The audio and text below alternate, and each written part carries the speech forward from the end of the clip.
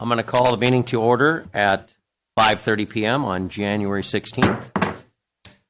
We have a study session at 5:30 p.m. Mr. Domer, roll call, please.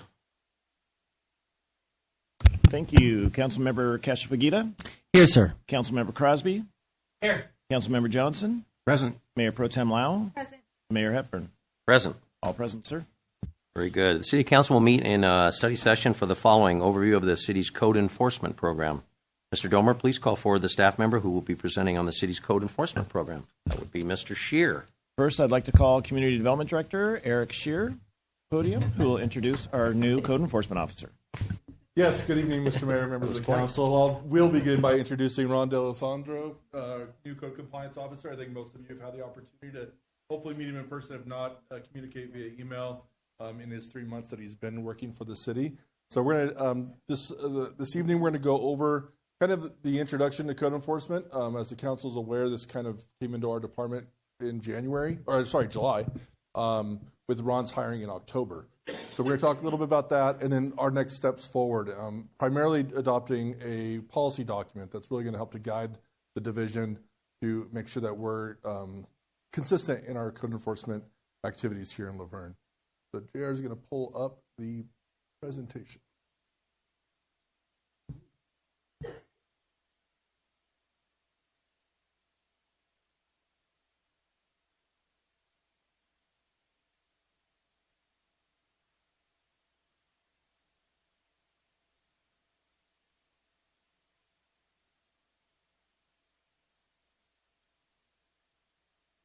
F5.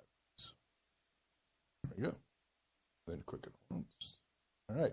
So this is the things that we're going to go over tonight in terms of the process for code enforcement.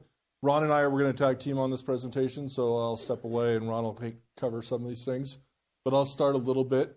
So until, like I mentioned, just this last July, code enforcement in Laverne was primarily handled by the police department.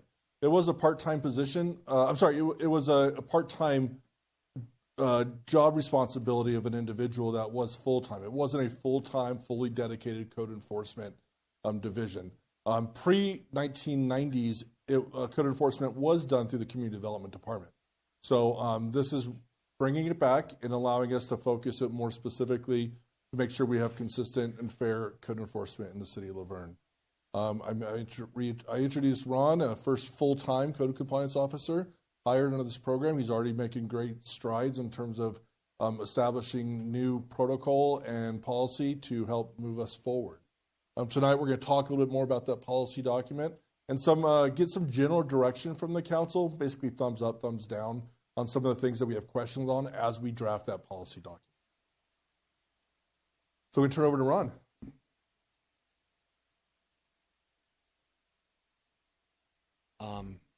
I'd like to start out with basically just what the California Association of Code Enforcement Officers considers code enforcement.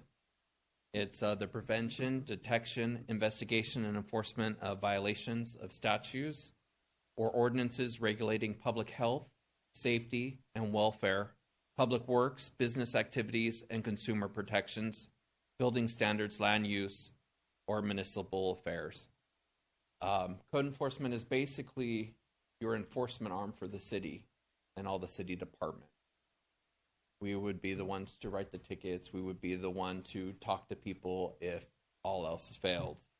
Couple examples of our code enforcement is I would assist with unpermitted construction for a building. They would let them know, hey, this is unpermitted.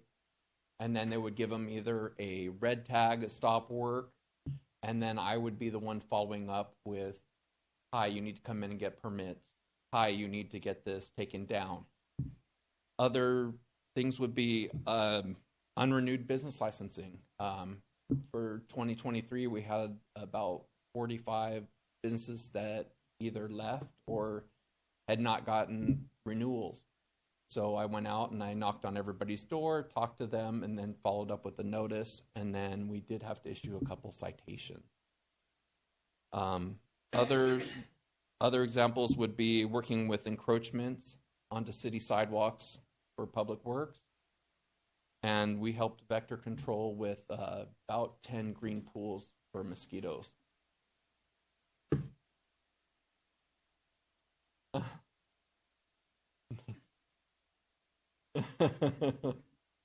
Okay. Watch the guy with the mosquito outfit on over here. Our core values are integrity. Code enforcement strives to hold the public's trust with our actions and our judgments.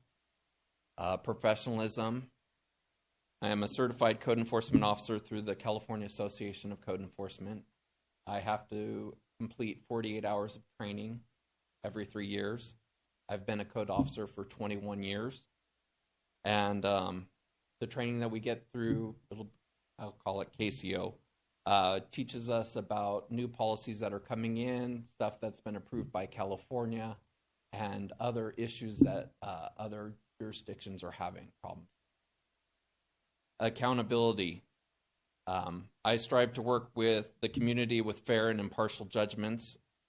I will educate the community on issues and violations and work with them to achieve voluntary compliance. I document my cases through photographs and notices so the city and community can see the progress of my cases. Our goals were to address code violations. We want to assist residents, businesses, and visitors in maintaining a safe, orderly, and healthy living and working environment in our city. We encourage voluntary compliance whenever we can, providing sufficient notice, information, and assistance to comply with applicable laws and regulations. Sometimes people just need to know that, hey, you can't do this in the city. Sometimes they need a little push with a courtesy notice or a notice of violation. Sometimes it's an occupant and they're not telling the owner, so the owner needs to know. Unfortunately, though, when compliance is not achieved, we might have to do corrective action through administrative citations or with referrals to the city attorney's office.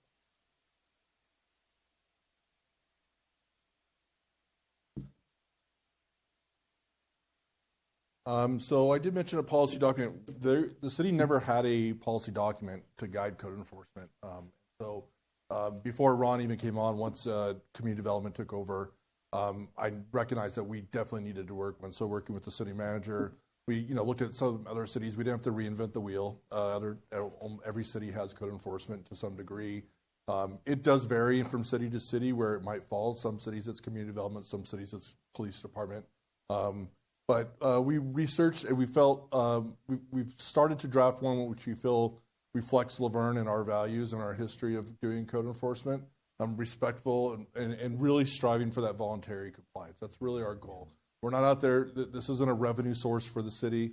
We're not out there to write tickets or citations just to have a revenue line item.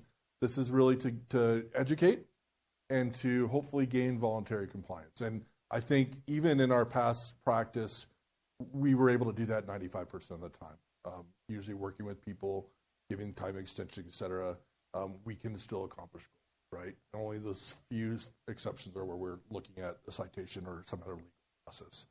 But that uniform and equitable enforcement, right? Making sure we're consistent across the board, that we could honestly answer to anybody that's questioning, are you picking on me? Why are we doing this? That we are being consistent in our enforcement. This policy document will be coming back to the City Council. I'm going to talk a little bit about next steps at the end, but this is a document that you haven't seen yet, but you will see in the future. So we're still working on that. And your direction tonight will help us finalize that draft and bring it back to you. So in Verne, we have a history of being reactive, complaint-only basis. Ron's not out in his truck driving around looking for violations up and down streets. We encourage people to use many of the different channels that we have to inform us and file a complaint. But we are a reactive enforcement, and I believe that's the vision and the direction the council wants us to go. But we'll just confirm that later this evening. Versus proactive, like I said, we do rely on adopted code. So this isn't just Ron's philosophy or policy or thoughts on what should be enforced or not enforced. We actually have things that we could go back and point to show a resident or a business owner why they're in violation and where the adopted rules are, that they could identify, okay, I understand now that this is a rule that's in the city books, either in the municipal code, building code, fire code, etc. That voluntary compliance, you've heard it before, you'll probably hear it again because it is one of our top priorities. The policy document would outline the process of a complaint, so it starts from start to finish. That way it's clear. If Ron was no longer here and I was no longer here and somebody else came on board, they could follow that document and continue to the same process and be consistent.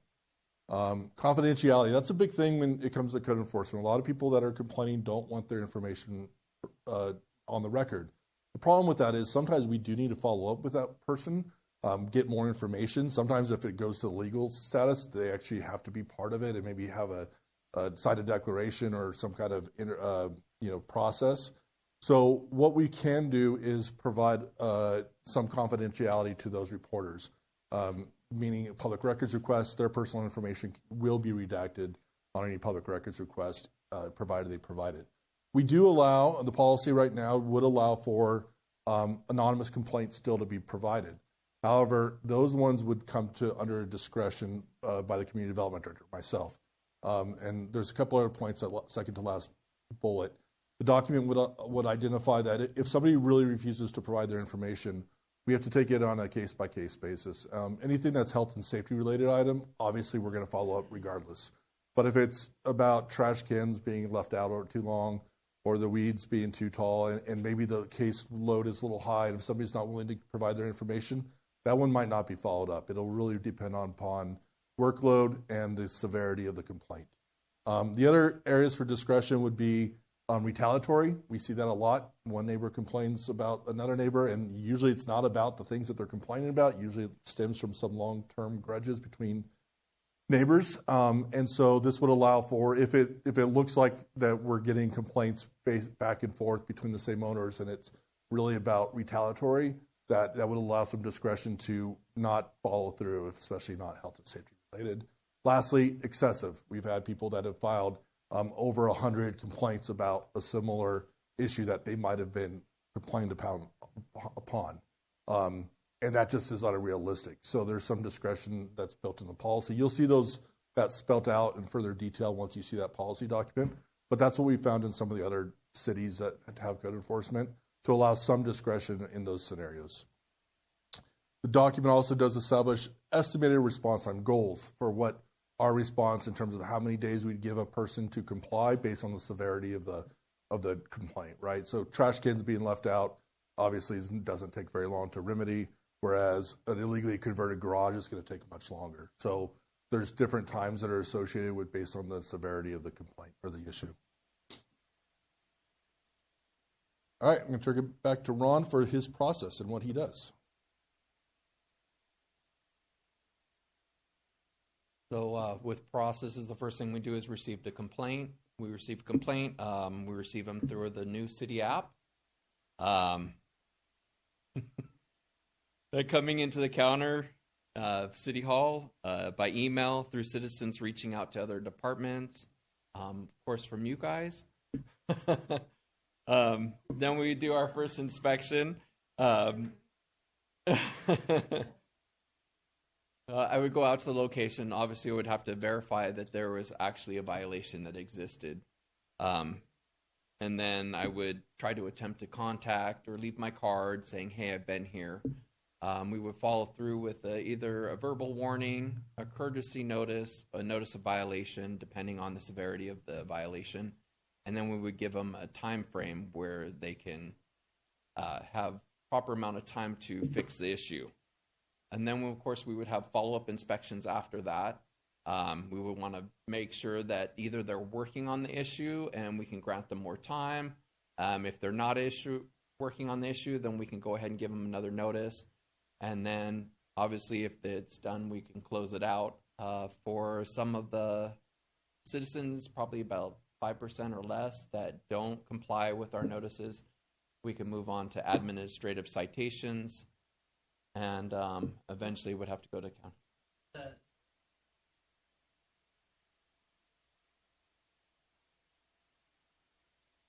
So when you get like a notice to appear or a criminal citation, it would give you a court date. Or administrative citation is basically saying, hey, you're in violation here. We've asked you to fix this. It's only $100, $200, and $500 for first, second, and third violation. If it's building, it's $100, $500, and $1,000 if it's building, life, and safety. Those administrative citations can be processed here. They're not taking up court time. They're not requiring people to take time off work to go to court.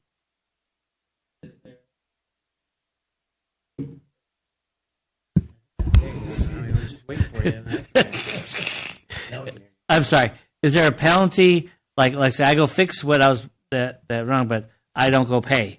Does that go back on our city bills or anything like that? So if I issued you an administrative citation and then you clear up the process or problem or violation, then you would still have to pay that. You could come into the cashier, pay online. If you don't, you would probably get a couple courtesy notices that it's going to go to collection.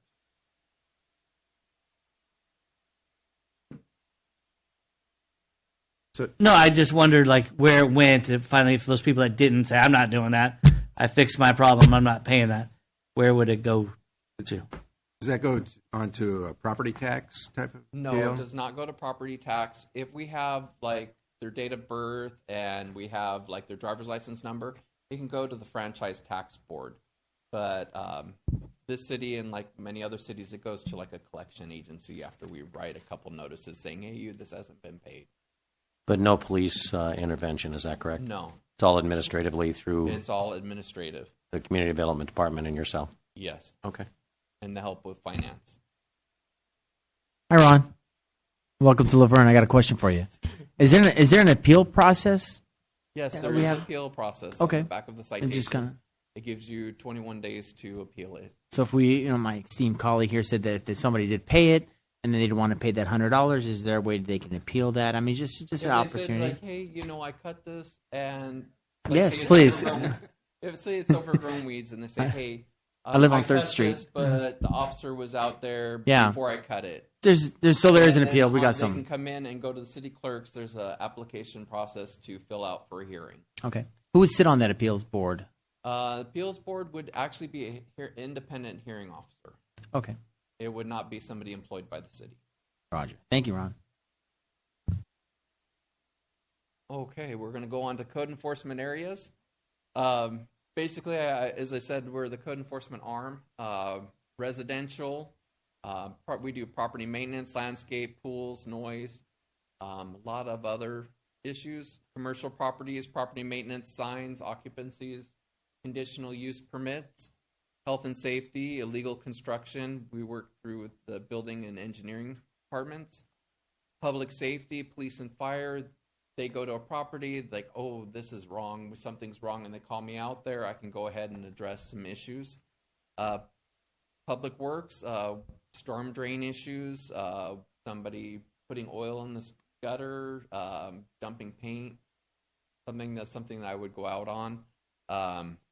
Right-of-way issues, if it's been hey, this bush is encroaching on the sidewalk, people can't pass, or kids are walking in the street. Hey, let me know about there. I give them a notice of violation to cut it. Business licensing, short-term rentals and expired licenses. Vector control have helped with their green pools, mosquitoes, Zika, and West Nile. And Humane Society, zoning issues. So some commercial areas do not allow animals. Some industrial areas do not allow animals. We as a city found out today that you're only allowed 3 dogs. So if you have more than 3 dogs, then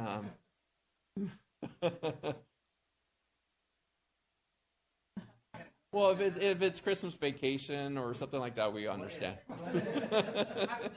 How many chickens was that? You're allowed 2 chickens.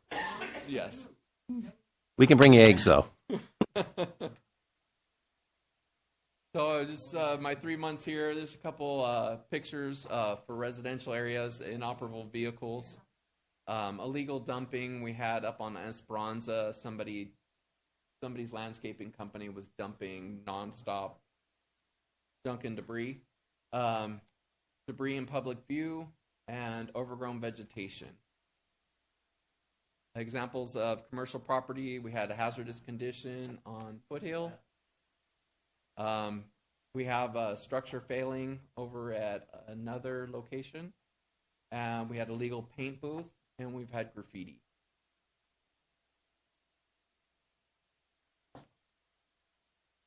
So with Ron's expertise, we've identified several areas of our municipal code that needs to be updated or added, that we don't have the tools there. I mentioned relying on that document to be able to issue some of these citations, and we need some more. We need some more teeth in that document to help Ron do his job.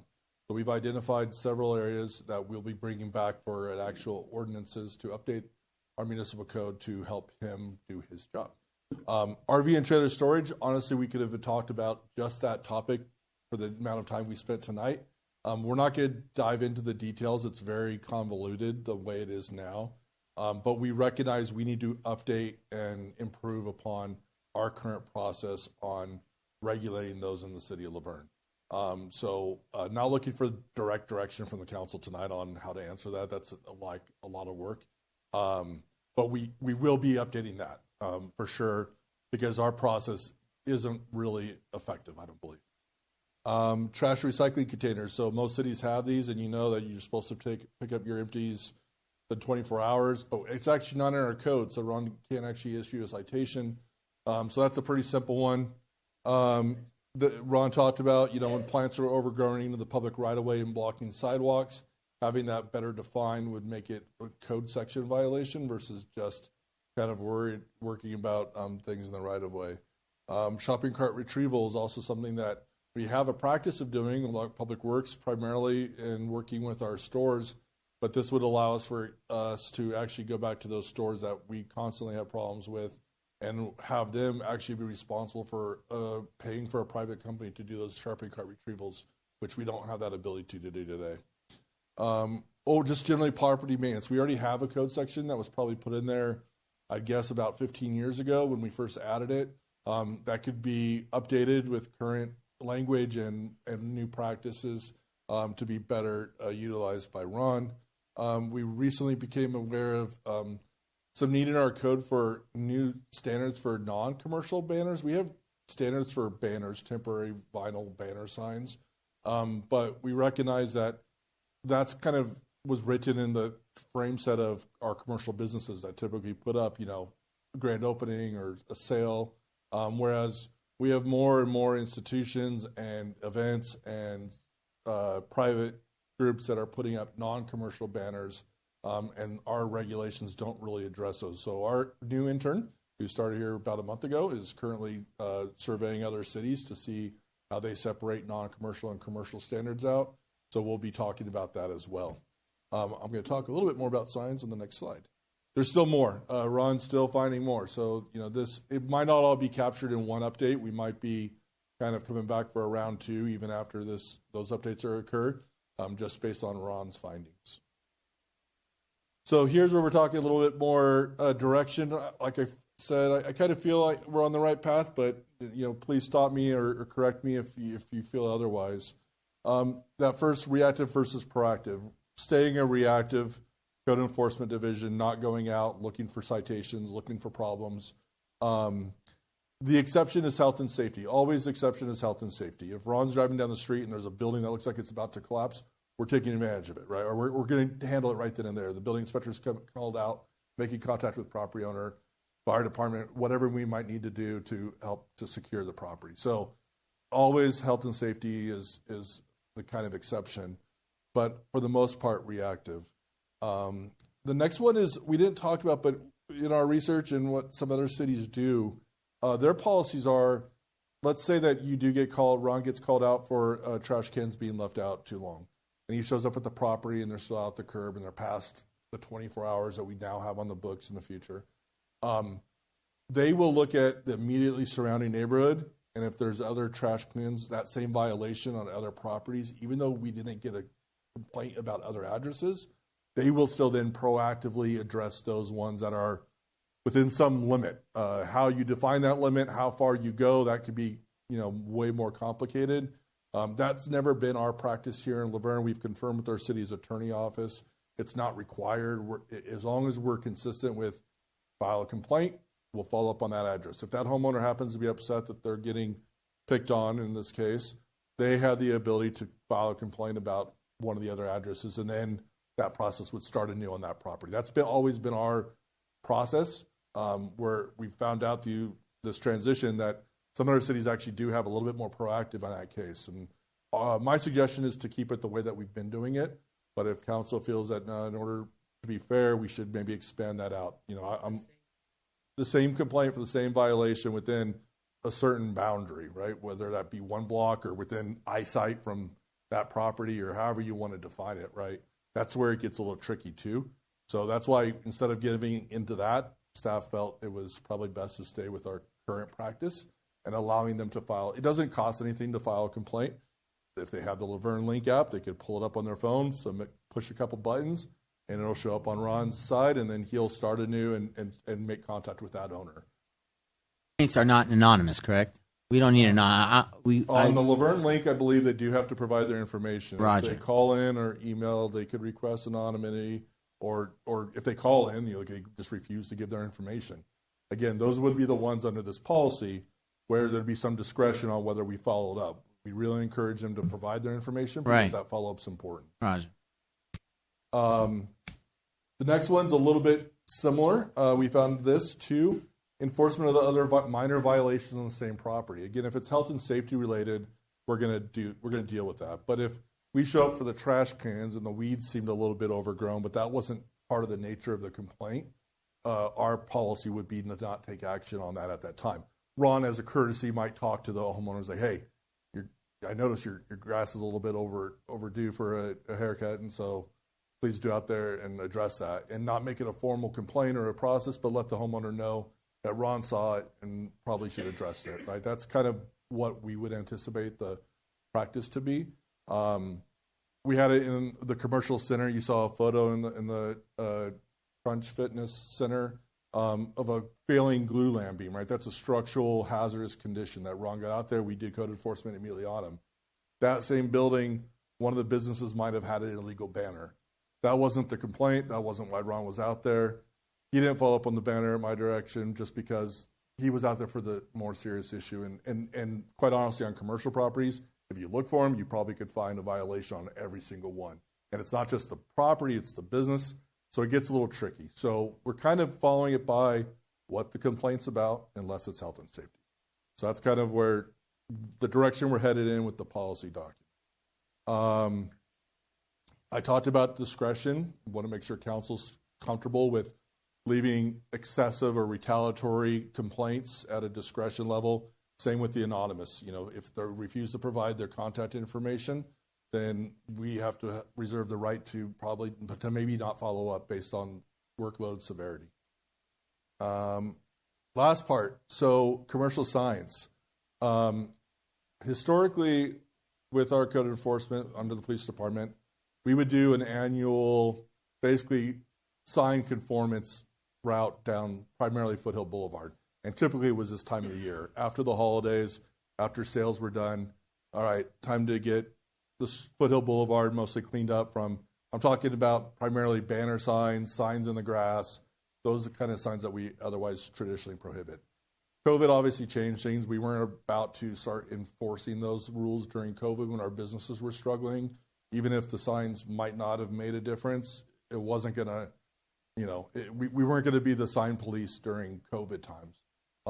So we haven't done an actual enforcement of signs, commercial signs, since I believe 2019, probably winter of 2019. So it's been a while. There's a lot.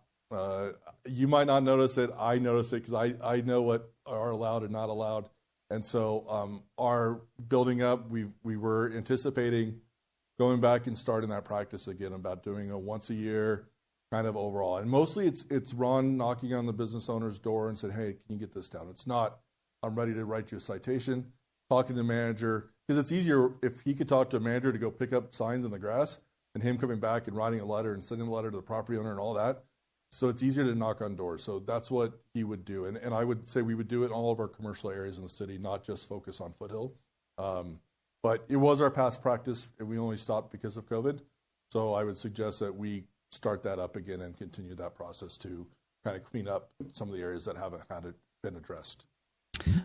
With those commercial signs, I know we do have signs of our own city activities as well. I think it's disingenuous if we're complaining about signs on a business and we are doing the same thing for city events or city things as well. There's work to be done. I mentioned non-commercial banner signs. That's part of them, right? Community event signs. And how we distinguish them. It's always going to be very tricky because, banners are supposed to be placed on a building, and sometimes there's not a building, and sometimes we want them on a busy corner to get the most eyes on those signs to let the community know what's happening. So it's a matter of coming up with those new standards that we'll be bringing back in an ordinance, which will help define those and where they can and can't be, and the city would be subject to those same standards, just as a private school might be. So it would be held across the board, but yes, today it's hard to enforce that because of not having the appropriate language in the code. Eric, graffiti was mentioned. Now that's something that the city has been aggressively trying to cover up as soon as that's reported. So how does that fall into code enforcement? So predominantly the time that Ron would be involved, sorry, Ron, but I know I do have the answer, I think, and please come up. So this would be graffiti on private property, mainly commercial, where we would rely on the commercial property owner to be responsible for cleanup or working with Public Works. So previous to Ron's employment, Public Works would make contact. They had a list of the property managers that we have, and they would try to make contact with the property manager of a commercial center and say, "Will you have graffiti? Please go out and remove." When it's public facing, when it's on the street, that's when Meg's crews will go out there and address it immediately. But if it's back in the back of a shopping center or somewhere that might not be as visible from a street, we would ask that the property owners be responsible for cleaning up their own graffiti. If we're not getting response, or if it seems for whatever reason that it's more advantageous for their crews to do it, they've been known to do it. I think you get a liability release from the property owner to be able to allow our crews to go on private property to do, because that's part of it. There's liability part. But so there is a cooperation between Public Works and Community Development on code enforcement. But it's really more the stuff that's back behind the centers and not really visible that Ron would be involved with. Yeah, at least in my neighborhood where my office is, see it in the alleys regularly. And not something that the owner definitely wants there, but I believe alleyway graffiti would be handled by Public Works, as it always has been. It's really more the commercial centers and back behind.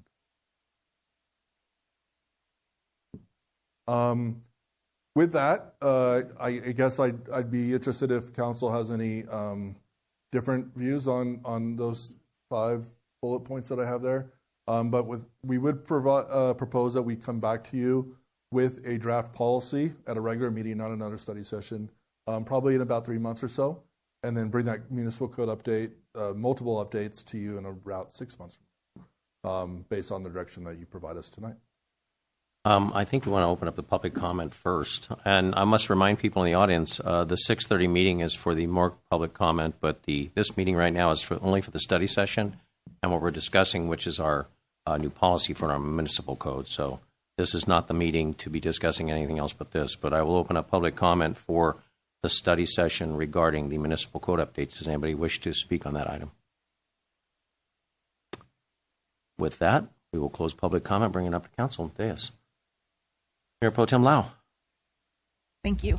I'm generally in favor of the council direction. I get the reactive versus proactive, especially given budgetary constraints, people power, all that kind of stuff.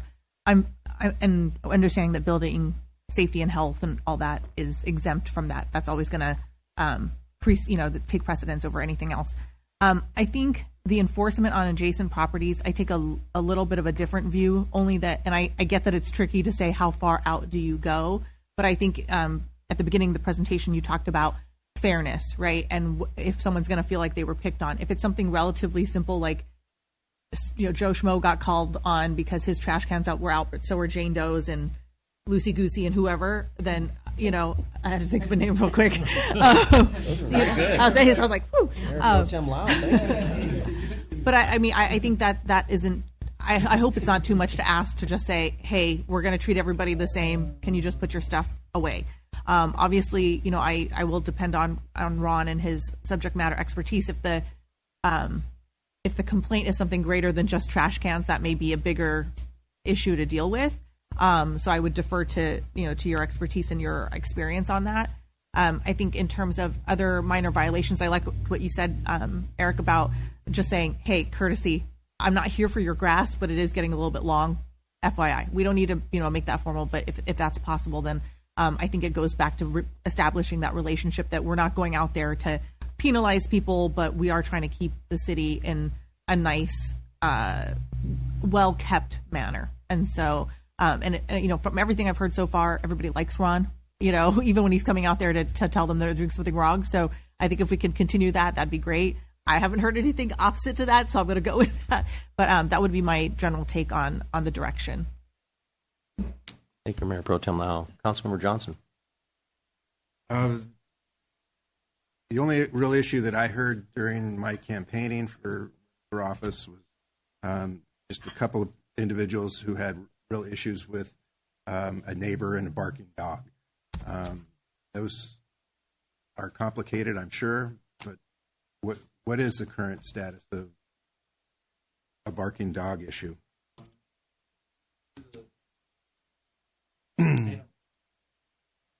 It's through police department and Humane Society. As I found out from the Humane Society, they send out a letter once they receive a complaint. It has to be in a certain amount of feet away from the property, and if they get a second one, then they will act on it. A second one from a different individual. Different individual, yes. Okay. I know you might be talking about the one on Fifth Street where we kept getting calls and the guy was very upset, and I was trying to be like a liaison between Humane Society, and they said he's the only one complaining, and so he couldn't get a second person to call in. So his complaint, they sent a notice to the owner, but not enforce it. Councilmember Cash. Thank you, Ron. Thank you, Mr. Chair. Appreciate you guys answered all the questions I had. I just don't want this to be used to weaponize our code enforcement based on neighbor disputes that are obviously happening. But at the same time, because we have so much other great work to do, right, on our city, I just encourage you to continue to do good. Hold those values close to you, especially with integrity. That's very near and dear to my heart. But it's continue to see whatever's out there. I understand there's reactive and proactive, but we have to not turn a blind eye on some of the things, right? Being able to be proactive, there's a lot of work to do, right? But if you happen to have a quarterly, I don't know, just something to kind of go around and just making sure that we're just safe more than anything, right? Because I don't know what the future holds. So that's all. Everybody else said some great things, and that I share those same sentiments.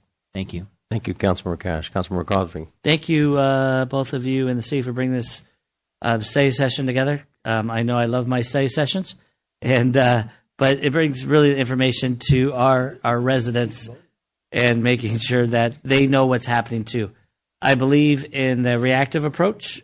I also believe, though, in the adjacent approach, because I don't want it to be only one neighbor or one person being picked on that street. If it's multiple people, that they all should be spoken to. And the minor offenses you've done, Ron, I've heard nothing but great things, and going out and talking to residents and what your approach is to them. So please keep that up. It's been only a couple months, but you've done really good work out here and making sure and smoothing a lot of that by where I believe I received a letter from someone that was complained about and about how you handled that situation. And so I really do appreciate that. Thank you, Councilmember Crosby. I'm very happy to see this. I mean, this has been a long time coming. I know that the police department was taxed with this, and I know it's a difficult thing to do, but I appreciate that we're reviewing our current codes. I think it's extremely important. I think the most important thing is that we do find an issue that the reactive approach is great, but if you see something that's egregious, it could affect the other homeowners. I know there's a number of places in Laverne, and we've all seen them, that Could be a little bit hoarding, these things like that to let people know. Also, the commercial buildings, as Director Scheer and I have had major discussions over, especially the old Bond Shopping Center. The parking lot, the back parking lot. I know there's more than 10 or 11 owners there to get them to move, and those glue lambs are beyond gone. And I mean, those are the original glue lambs when that was Clark's Drugs, where CVS is now. So I mean, there's just things to see, and I've got nothing but positive reinforcement from you, Ron, and you're doing a great job. And I think the gentle approach is very important. But if it's an egregious violation and needs to be handled, we need to be swift at it, because we know what can happen in an issue like that. But I think the council's saying, hey, bring it on, change what you need to change, come back to us, review it again. But you guys are in the right direction, I think, between fire and you guys, also the police. I think starting to, we hear a little chatter from some of the owners that, when the fire department goes out, it's like, wow, I've never paid that before. I said, yeah, you haven't, because no one came around. All we are is looking for the safety between you, but also the people on each side of you on a business. It's very important. So I like the direction. Director Scheer, you guys are doing a great job. Ron, again, nothing but great kudos from you. Just the gentle approach. We don't want to be a police agency that everything you do, if you have one blade of grass out of the way, no. It's more of somebody complains, we go, check it out. And we've all seen the violations. So, God bless you. Anyway, I think we're in moving the direction you're going, and continue with that. Bring it back to us when you have more to meat and potatoes on it, and it's good to go. Thank you. Appreciate that. Any other comments or questions for staff, guys? Ladies? Nothing? We will, no goats for you. No chickens. We will now recess this meeting at 6:12, and we'll reconvene at 6:30 p.m. for our regular scheduled city council meeting. Thank you all.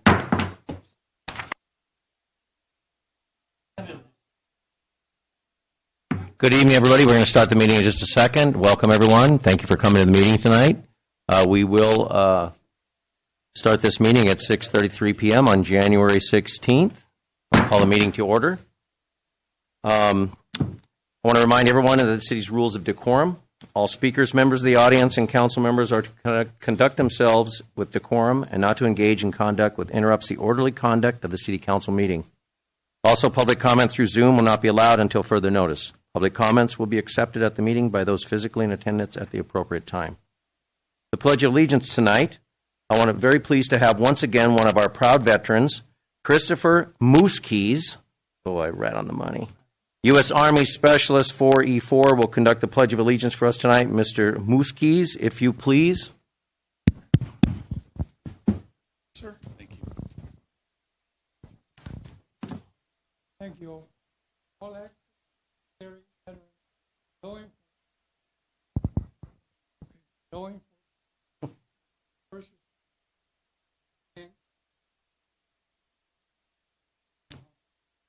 Pledge allegiance To the flag of the United States of America and to the republic for which it stands, one nation, under God, indivisible, with liberty and justice for all.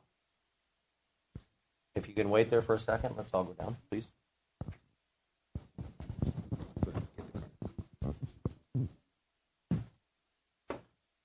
It's an honor to have you here in front of us today to our Pledge of Allegiance.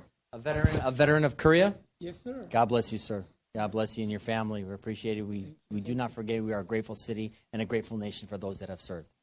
We appreciate you and we thank you and we honor you and we respect the fact that you're here starting our Pledge of Allegiance today on behalf of our great city, our mayor, Mayor Pro Tem, and our council members.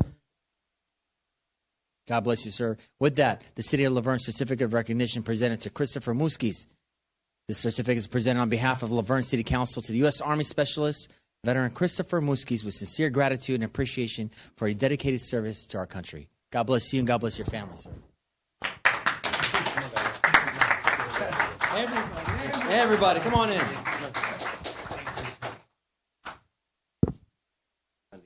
Wendy, come on. Get in there. Army strong. Oh. Yeah.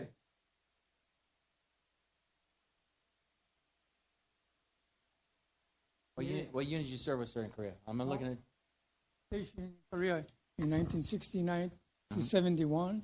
Wow. Wow. and the DMZ. I was been at DMZ. It's an exciting been at place. DMZ. Yeah, Real exciting. being up there was cold and Yeah. firing Oh yeah. because your shots. Yes. It's kind of scared still. I A lot of understand. people think, "Oh, it's no war out there." You go up there and you tell You me. tell me, let me know what happens. I tell you. Yeah, when I got there, it was a lot different. That's for sure. But God bless you, sir. Thank you, sir. Army strong, brother. Thank Good you to see very you. much, sir. Lady. Harris, I want to remind everybody on the counter, if you want to take this, this is for a donation. Is that correct? It's a fundraiser for the Band of Brothers 12034. Saturday, January 20th. Doors open at 7:15. Fritz Coleman and a number of other comedy people here on January 20th at 7:15 on Saturday. Showtime starts at 8 p.m. And I have the flyers over here. We can help our Band of Brothers by going to this or donating to it. So thank you. Thank you, Commander. Appreciate it.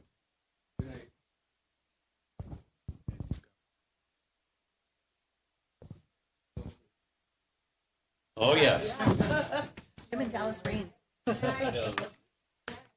Thank you, Mr. Muskies.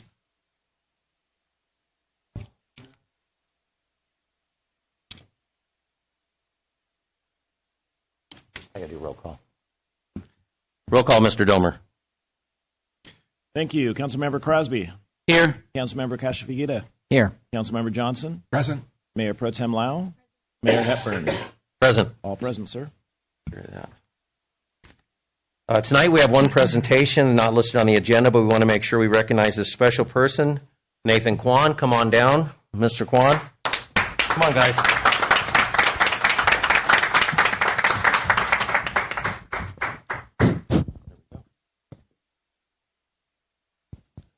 Nathan is currently a senior at Bonita High School and is being honored tonight for his academic achievements. How are you doing tonight? Good. Congratulations. Nathan received a rare perfect score on the advanced, I got to flip the page here, don't want to miss one word, Advancement Placement Computer Science Principles exam achieved by less than 1% of the test takers. Round of applause. Good job. Highlighting his exceptional proficiency in computer science, a passion he cultivated since 5th grade. Nathan is a well-rounded student participating in the Chamber Singers and Theater program. We love those too. He is also actively involved in the numerous extracurricular activities at Bonita. He is the president of the school's Gender and Sexuality Acceptance Club, as well as a member of the Key Club, California Scholastic Federation, and the National Honor Society. Additionally, Kwan performs public service as a volunteer at Cal State University Los Angeles, SEA, US, Hear Us Research. Is that how we say it? See us, Hear Us. There we go. Well, I'll do this again. And what's that? See Us, Hear Us. Yeah. Research study group that seeks to understand the effects of COVID-19 on the Southeast Asian American communities. Nathan hopes to attend Columbia in New York and major in biology or public health. We wish him the best with college and hope he gets into Columbia. There you go. He is a representative of Youth and Family Action Committee. We also have Mr. Kenny Ricci, the principal of Bonita High School. I'm not going to make you speak. And his mother, Patty, is that correct? So we do the... Seal of Verne Certificate of Recognition presented to Nathan Kwan. This is a certificate is presented on behalf of the Laverne City Council to Bonita High School senior Nathan Kwan for his academic excellence, earning a perfect score on his Advanced Placement Computer Science Principles exam. Presented January 16, 2024, signed by me, Mayor Tim Hepburn. Congratulations. It's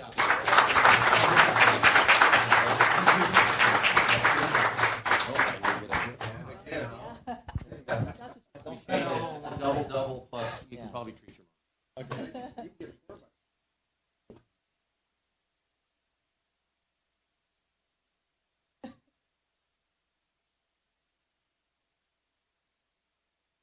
Congratulations. Good luck. Thank you. You sure? Thank you again. Congratulations. Thank you. And good luck. Thank you. Appreciate it. Home. Yes.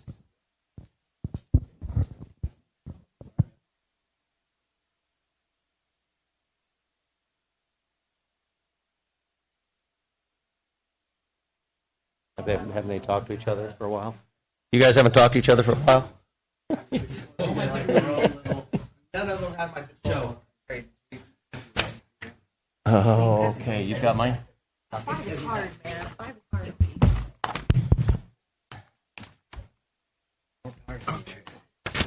We next move to announcements of upcoming community events. I'd like to call up the first person, which would be Josh Goldman.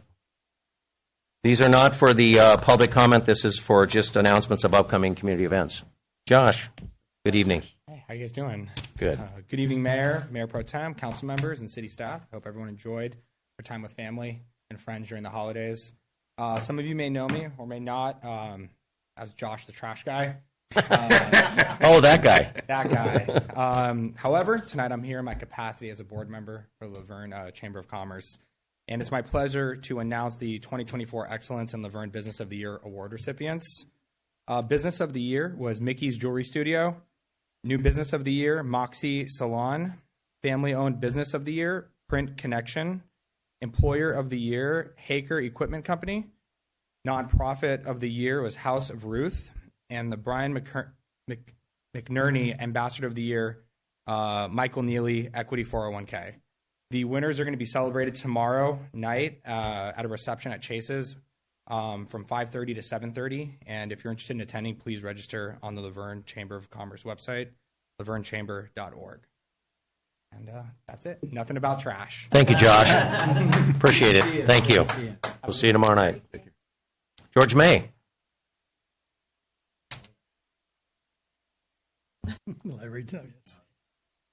Good evening, everybody. Mayor, council members, city staff, Laverne residents. I want to wish everybody a happy new year. Hopefully everybody had a great time with their families and friends. We've got a full lineup for programs for January and also through mid-February. We are starting January 19th through February 23rd. We are starting with our new session, 6-week section of our Smarty Pants Story Time. That's going to be held every Friday from 11 to 12 during those days. It's for ages 2 to 5, and it's the children will be enjoying books, songs, rhymes, movement activities while they're learning school readiness skills. Now, before I go any further, all these programs, they have limited attendance, so I would recommend that you go either on-site to the library to register, or you go to visit.lacounty.org/events and narrow the search down to Laverne Library and put your name on the list.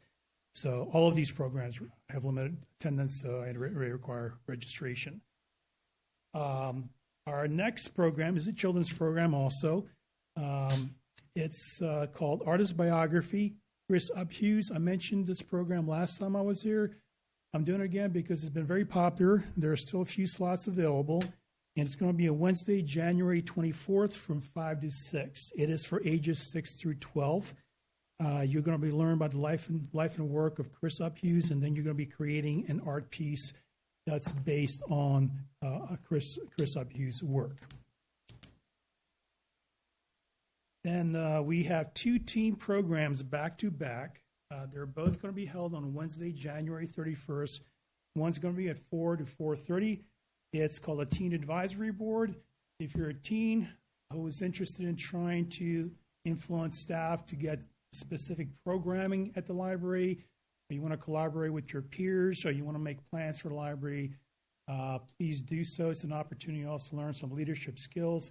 So that's going to be from 4 to 4:30. That's for ages 13 through 18. And that's from 4 to 4:30.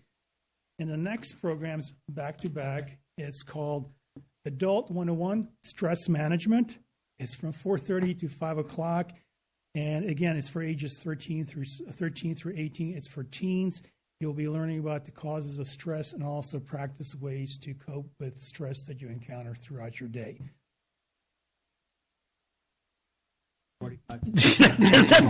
That's good. I'm sorry. Would you like me to get it? Cash, you took my thunder. I was thinking, do you have anything for 66 up? I don't want to say that.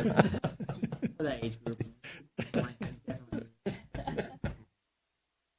So the next 3 programs they're all in February, and they're in celebration of African American and Black History Month. The first one is going to be held on Tuesday, February 6th from 6 to 7 p.m. It's called Make Your Own Button. John Michael Basquette. You'll be learning about this influential African American artist and their work, and then you're going to be based on looking at their work, create your own button to wear or to gift to friends, and that's an adult program. The next program, also in celebration of Black History Month, is for children. It's called Heritage, a Black History program for children. A storyteller, Melanie Haymoon, is going to be there to provide an educational, entertaining show that's going to talk about African American history, culture, through song, stories, dance, and more. And this is for ages 6 through 12. Parent or caregiver is required. And the last program, which will take us halfway through mid-February, is also for Black History Month. It's called Trials into Triumphs. It is for teens, ages 13 through 17. So Trials into Triumphs, Songs of Hope. You're going to learn about the origins, traditions, and influence of gospel music. And then you'll create your own gospel-inspired sticker with your favorite message of hope on it. So these are the programs from this month through mid next month. They all require a registration because they have limited attendance. But beyond this, if you're not interested or you don't want to attend these programs, please come to the library. There's a whole world at your fingertips. You know, we've got not just books and DVDs to check out. We have databases. We have electronic resources, electronic audiobooks, ebooks. If you want to create a resume, you have that information. If you want to learn how to write a book, if you want to do automotive repair, if you want to learn how to cook, how to draw, how to paint, how to improve your workouts in the gym, anything you can think of, it's there. And the possibilities are endless, and you can actually change your life in a profound way by going to the library. So please come and join us. We're there to help you, to answer any questions that you guys might have. Thank you. Thank you, George. Appreciate that. Anybody else for announcements? Ms. Kalusik. Did you drive the truck here? Oh, they don't let me drive it. No, I'm just kidding. I haven't tried. Maybe they would. I'd feel too nervous. Happy New Year, everyone. My name is Kathy Kalusek. I am Vice President of Laverne Historical Society. So wanted to tell you about some upcoming events we have, and also tell you about on January 8th, we had our community member and community meeting, and it was very successful. It featured video clips from notable Laverne residents on the topics of segregation and integration. It was educational, and it was quite emotional. So it was a very nice event. Put on your walking shoes and get acquainted with notable locations and buildings that reflect the achievements of former University of Laverne presidents. We're going to visit the Hannawalt House, the Super Tents, Founders Hall, Fastnacht Court, sorry about that, Woody Hall, the Ludwig Center, and more. So on February 10th, come join us for the tour and commentary by Dr. Benjamin Jenkins. He's a University of Laverne history professor and archivist. We're going to meet at the Hannawalt House, 2058 2nd Street, for takeoff at 11 a.m. We'll announce this again at the first meeting in February, and we'll have some flyers because we don't have those yet.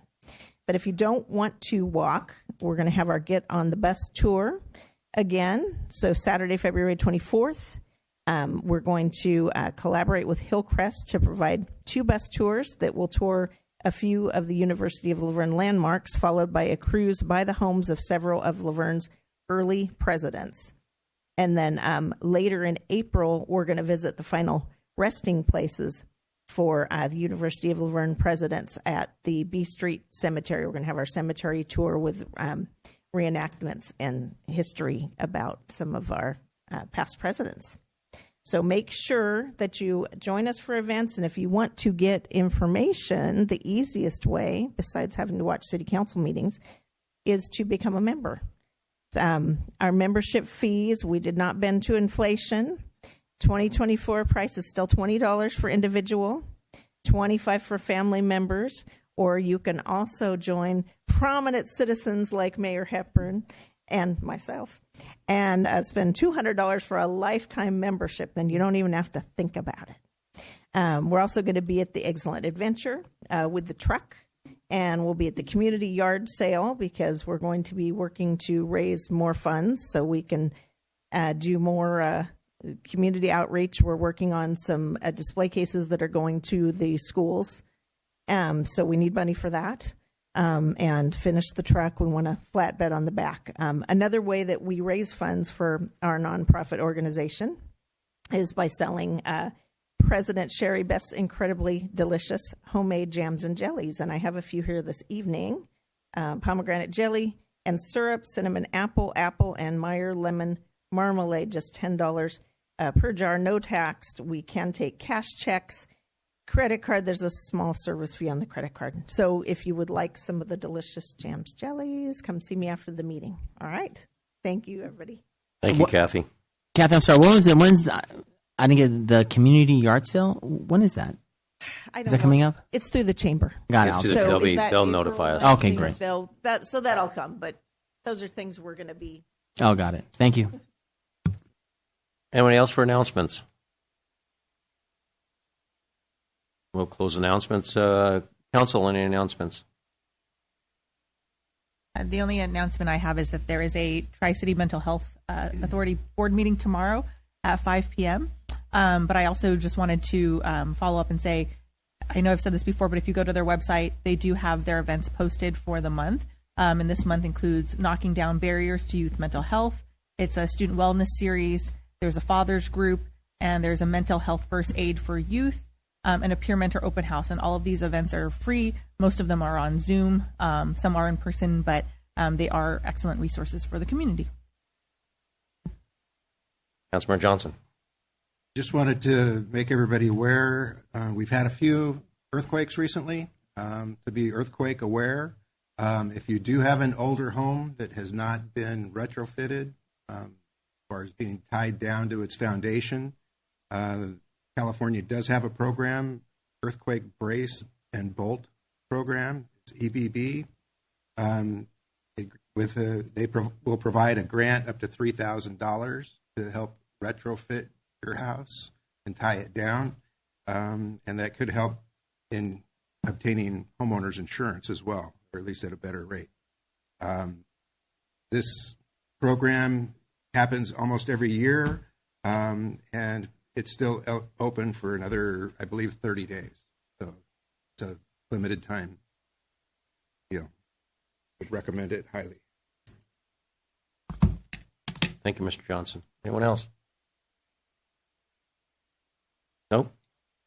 We're going to, first of all, I want to wish everybody a Happy New Year. I forgot to do that. We did not have our meeting in the first part. So Happy New Year to everyone. And this is going to be even a better year than last. So thank you all for sharing. And we'll move on to the consent calendar. All items on the consent calendar are routine and will be enacted by one motion unless a member of the city council or a member of the audience requests separate discussion.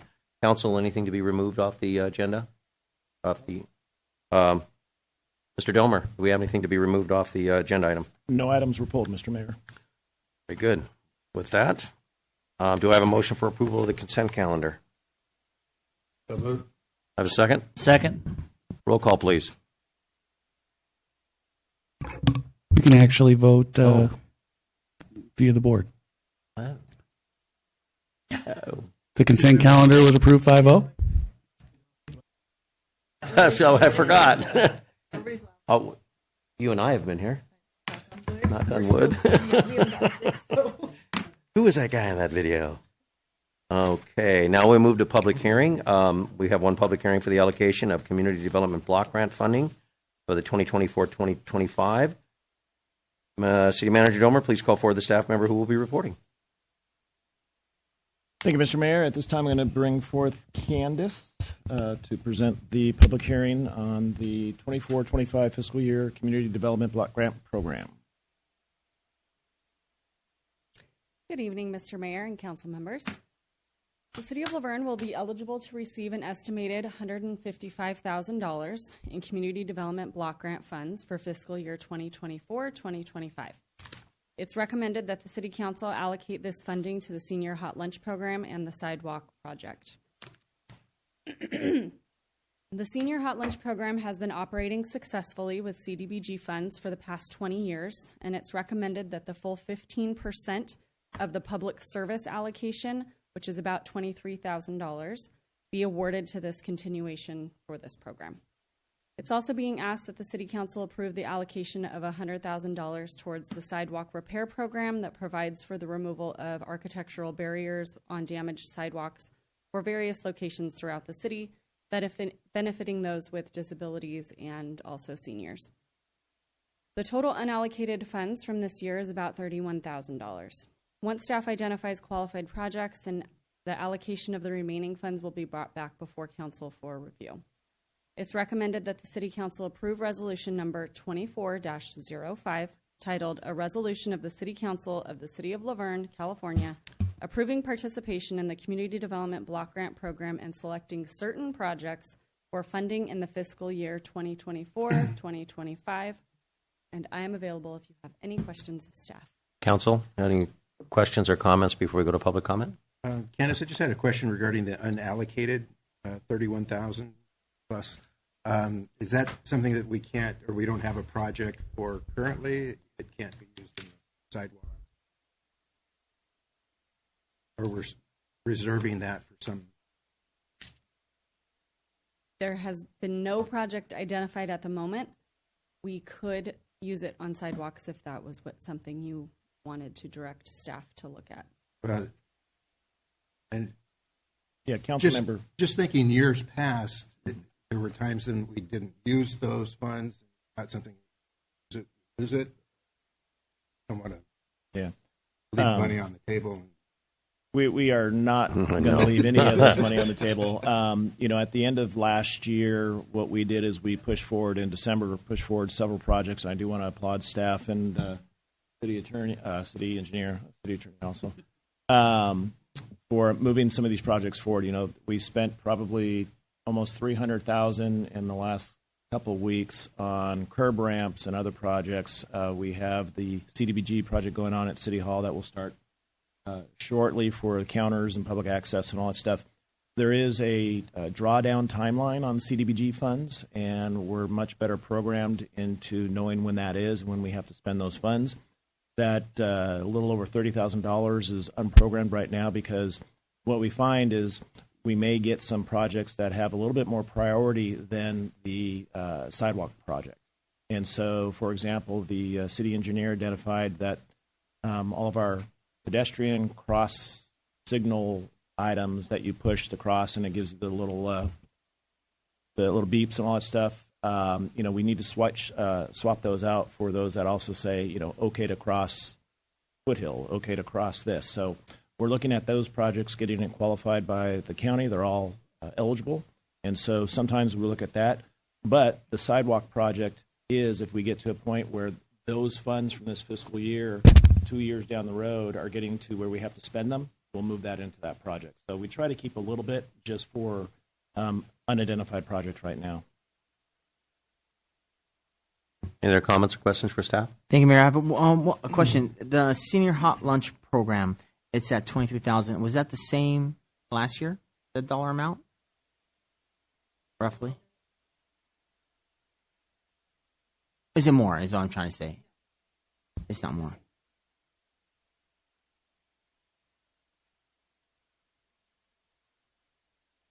Got it. So we can't go exceed that. I'd like to exceed that if I could, but if we can't, then I would love to do it. I would give every penny if I could to make sure that we feed our seniors and those that need to come to our city. I get it. No problem. But thank you. Any other questions for staff before we go to public comment?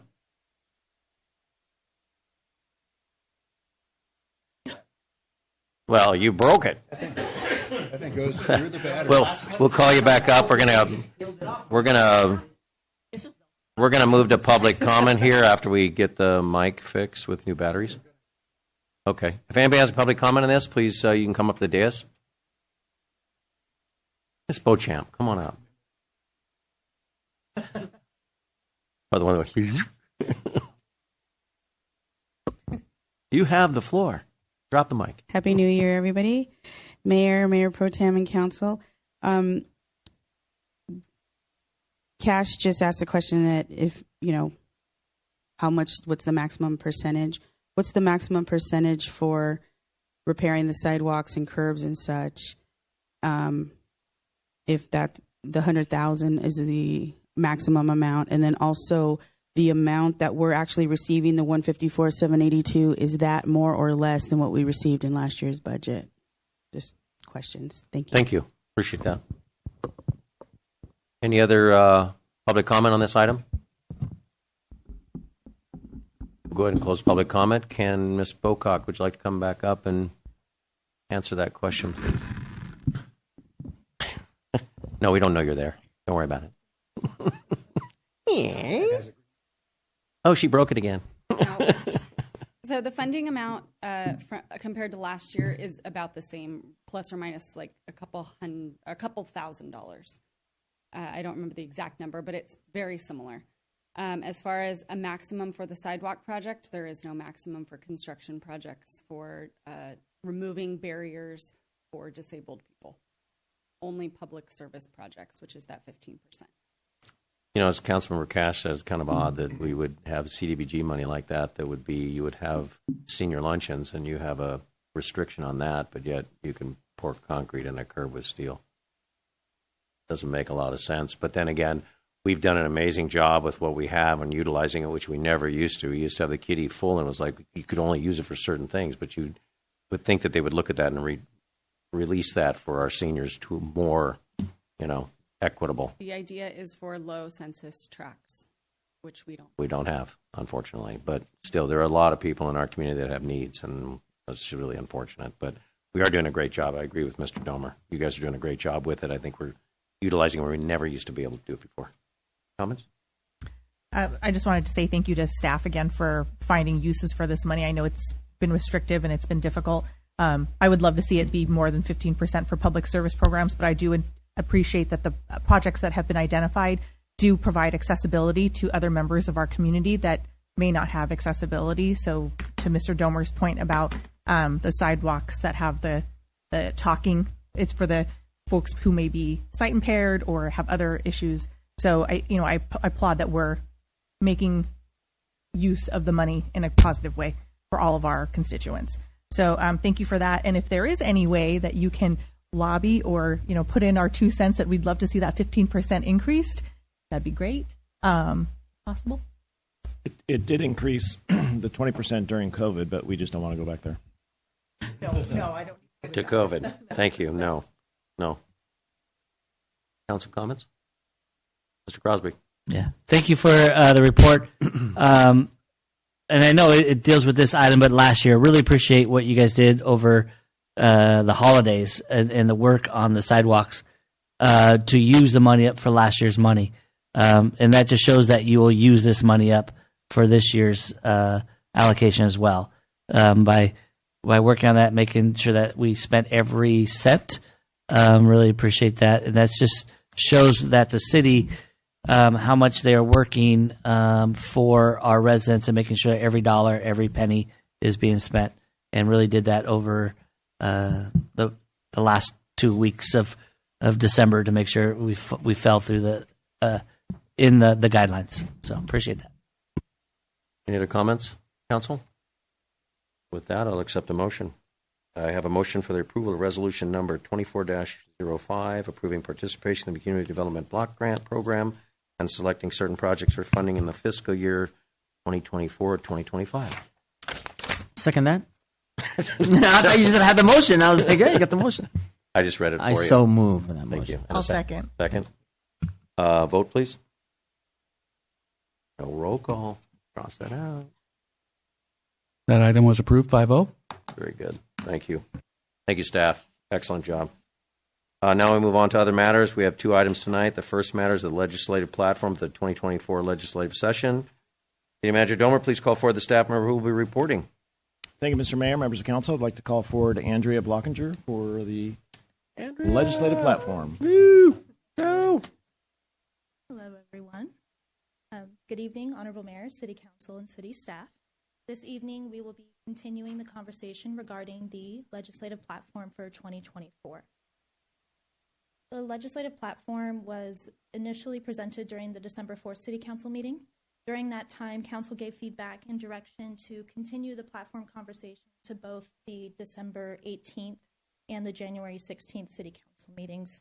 This would ensure that residents had more time, especially during the holiday season, to review the platform have a better grasp on what the city's trying to do with this platform before we approve it and implement it in the 2024 legislative session.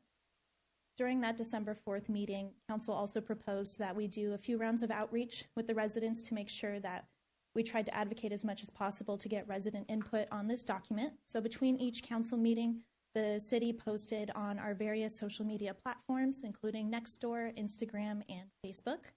Across all these posts, we reached about 3,500 users who saw the post. And throughout this time, we received 2 survey responses through the website. And we had a few comments on the various social media posts that we put up as well.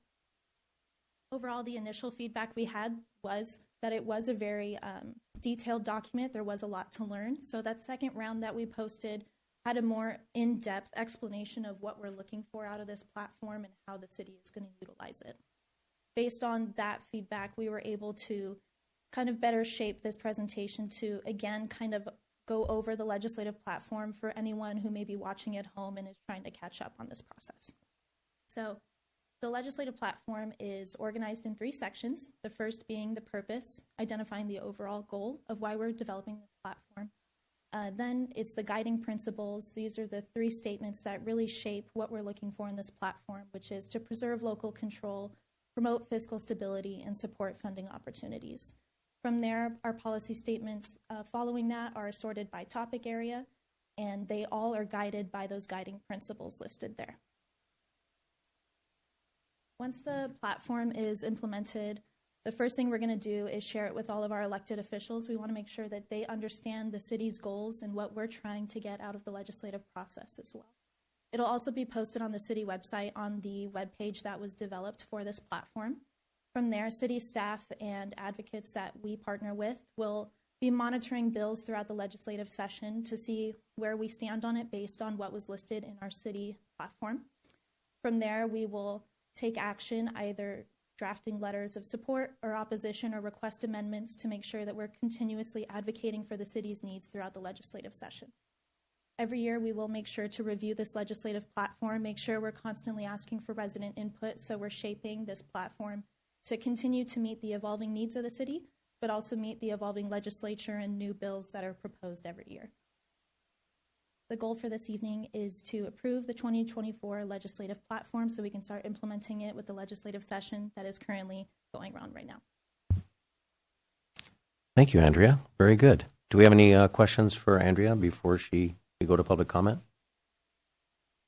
Then we'll go ahead and open up public comment. Anyone wish to speak on this item?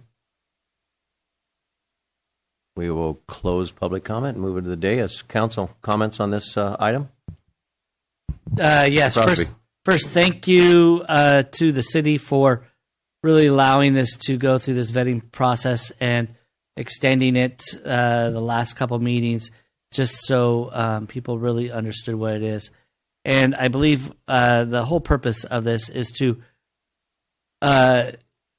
really give guidance to the city manager and to help bring things if they come back rapidly. But when items go and that need to have letters written, that the city manager is still going to come back to the council, to the mayor for our approval. This doesn't give them just a blank statement and let them run. It really just helps give guidance where we're going for the city. So I really do appreciate the hard work that the city has done, and appreciate this guidance. It's I believe it's a well-written document. Thank you, Councilmember Crosby. Councilmember Cash. Thank you, Andrea, for your hard work and determination in this and presenting all this. I said everything I wanted to say, and I appreciate you, and thank you for giving that presentation. You know, you've worked really hard for the last couple months, and we're getting this together, and just being up here in a full podium and talking is kind of different, but you know what? You mastered that. Keep up the good work.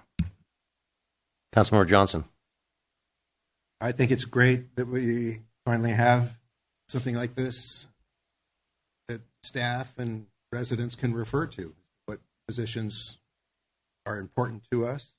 I think it's a great deal. Thank you. Thank you, Councilmember Johnson. Mayor Pro Tem Lau. I want to echo my esteemed colleagues' comments about our gratitude for putting this together, because I think the guiding principles really will help inform not only our community, but our elected officials that we work with, what's important to us. And then they know how to best service us, right, to provide the things that we need. So making sure that we do have that local control, promoting that fiscal stability, and making sure that there are funding opportunities, because we know that so many things are imposed upon cities without the appropriate revenue sources attendant with that. So I really appreciate this and for our community, but I also really appreciate the forward thinking and communicating with our electeds and making sure that they understand where we are and where we want to be. So thank you so much. I think pretty much you guys said it all. I want to thank Andrea for a great job. Nice job. That's very important because as being on the San Gabriel Valley Council of Governments, these come through all the time. I think it's very important that we stay attuned to what's going on in Sacramento and coming down the pike, because it affects all of our lives. And as Councilmember Lau, Mayor Pro Tem Lau said, with no sustainable funding source, it's just you're going to do this and this is why you're going to do it. And it's like, hey, we have a voice. And I know the San Gabriel Valley, most of the cities are very attuned to this, and we're kind of jumping on with this. And I appreciate Mr. Domer getting us involved with this. Townsend is a really good company. They do this for a number of cities. I know the COG uses them also. So it's important we stay focused on what's happening, because a lot of our rights, and especially with homes and lot splits and granny flats and ADUs, those just little things, and what you can use church property or university property for, and the unhoused. So it's something that that's just a few, to say the least. So I really appreciate that. I think this is going to serve us all well, and it's going to inform our community. So with that, I need a motion for the 2024 legislative platform. I move to approve. Second. Vote, please.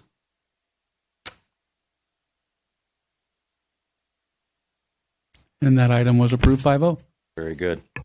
We'll move on to our, thank you, Andrea. Move on to our second matter, Councilmember salary update per Senate Bill 329, which was a bill recently signed and went into effect on January 1st. City Manager Domer, please call forward the staff member who will be reporting. Thank you, Mr. Mayor. I'm going to go ahead and take this one on, and the city attorney is here in case I need legal backing or anything like that. So this bill was passed in the last legislative item session, and it became effective January 1. We wanted to bring it to the city council for your direction. Several other cities in the San Gabriel Valley area, and actually cities up and down the state, are taking action on this because a lot of times city council salaries, it's a hard thing to set. Ours, I believe, was set back in 1998. It was done. And it became effective in 1999, or actually 99, and it became effective in March 2001.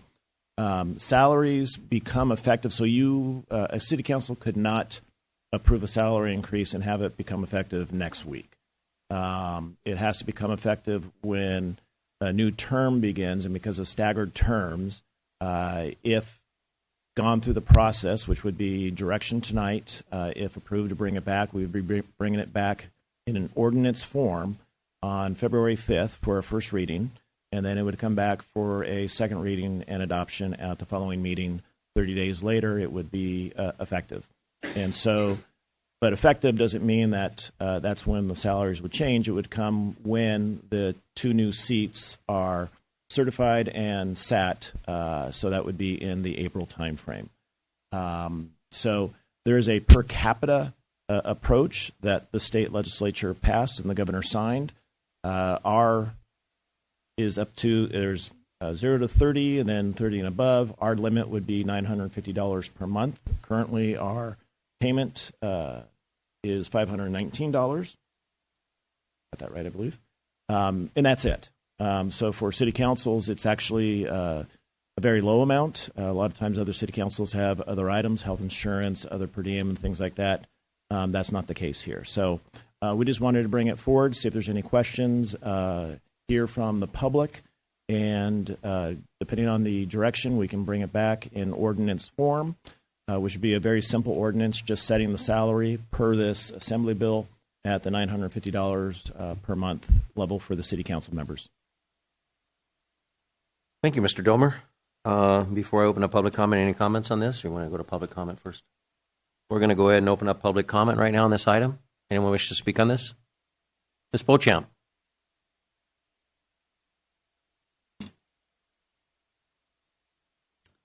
I just have a question for Christy. Was the increase for the salaries to the council members factored into this year's budget? Thank you. Thank you, Ms. Beauchamp. Anyone else on public comment?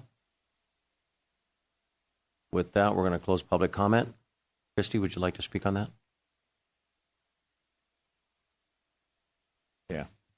It was not because when we developed this year's budget, I think we got it, Christy. Thank this you. legislation was not in place. So Don't move. We would have to come back with an appropriation and look at the funding for this to go forward. And that would be with the, if directed to bring back as an ordinance, we would bring back the fiscal impact and the allocation at that time, the appropriation. Okay. We've closed public comment. Councilmember Johnson. Our current salary is $519 a month. When I was elected to the council back in 2003, it was $519 a month. We also, at that time, had health insurance, which was much more than $500 for a family. So I look at this as being low. I know that we recently had an election cycle which nobody ran. Whether or not council pay makes any difference, you don't do this job to get rich. But I think since there's a calculation based on the number of residents in the city that the state is making a recommendation to follow, I'm in favor of that. I don't necessarily like the idea that we increasing our salary at the cost of residents, but we're not the city of Bell. That's rather extreme, Mr. Johnson. Well, but point well taken. But no, I think if that made a difference in somebody, whether they wanted to run or not, I think we should at least be with what recommended salary is. Thank you, Mr. Johnson. Mayor Pro Tem Lau. I concur with Councilmember Johnson. I think that knowing from his firsthand experience how long the salary has been, what the salary is, I don't know what role that does play in people running, but I do know that I want to make this as open as possible for as many people as possible to feel that they can run for a position on city council. And I don't know that everybody realizes how much work it does take. And for those of us that have jobs that allow us to take time off to attend meetings that are sometimes in the middle of the day, I think that's a big privilege. And so if it helps to offset maybe some of those things for someone else who may want to run in the future, I'm in favor of that, because I'd like to see a diverse group of people on the council. And I don't mean that as, looking at necessarily just race and gender. I'm talking about economic status. I'm talking about different professions. It shouldn't all be, retirees or people who are financially able to do this, right? So I would be in support of the increase. Thank you, Mayor Pro Tem Lau. Councilmember Crosby. And by moving this forward to the next step, it would bring back to the council 2 more times as well. Then we'll have even more residents to be able to give feedback or what their opinions on this as well. So I agree about moving this forward. Thank you, Councilmember Crosby. Councilmember Cash. I agree about moving this forward, and I share the same sentiments as our Mayor Pro Tem that we joined to become a city council member because we'd like to see affect changes in our community for the better. $500 is not going to make or break me, all right? Another $500 ain't going to do that as well. And you definitely don't, you work a lot more hours doing this. If you care, which we all do, than the total amount of $1,019 a month, whatever that may be. So that's what we're asking. I think I'm always about what's fair, and I think that is fair. And so, I'd like to hear from the community if they think, whatever they want to discuss about, we're here to discuss it, and let's move it forward to have that open dialogue and discussion. I was looking at signature last in 2001 was Mayor Blickenstaff, who is a good man and lives a few doors away from you. That's your uncle, huh? That's your Theo. Well, tell Theo he did a great job, and maybe this time you can sign it. Mayor Hepburn can sign on this next one. So God bless Mayor Blickenstaff that put that resolution back then in 2001. But, 23 years later, the cost of inflation, everything else that comes up. And, gas was a lot cheaper back then than it is right now. That's how it is. So thank you. That's a lot. Thank you, Councilmember Cash. Thank you, everyone, for your comments. Every one of them is excellent. I think when I first got on, I did turn down a number of these things, and as we get experience, we realize how much this job takes. If you're going to do it right, it takes a lot of effort, and it takes a lot of time. It takes a lot of time away from your family, and there are functions, as Mayor Pro Tem Lau said. I personally probably have 6 committees that I belong to. I know that every single one of us has to be at meetings. Not only that, we have to read and make sure that we're processing this and making sure that our city residents are getting the information they need. So I think this is important. It's definitely not going to make someone say, I'm going to run because I'm going to make $950 a month.